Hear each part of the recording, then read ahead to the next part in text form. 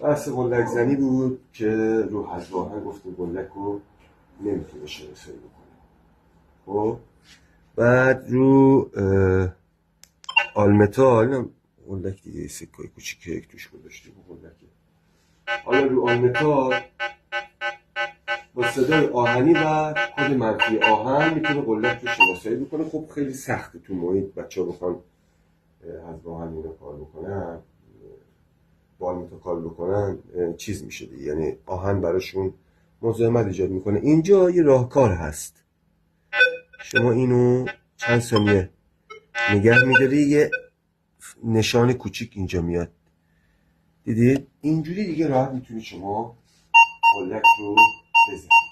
تو از آهن صدا دیگه صدای آهن نیست، راحت میتونید اینطوری قلک بزنید. این فن قلک زنی ونکویش 540 پرو هست و خیلی راحت میتونید ازش استفاده بکنه. اینم قلکه، اینم قلکه، خیلی راحت میتونید ازش استفاده بکنه.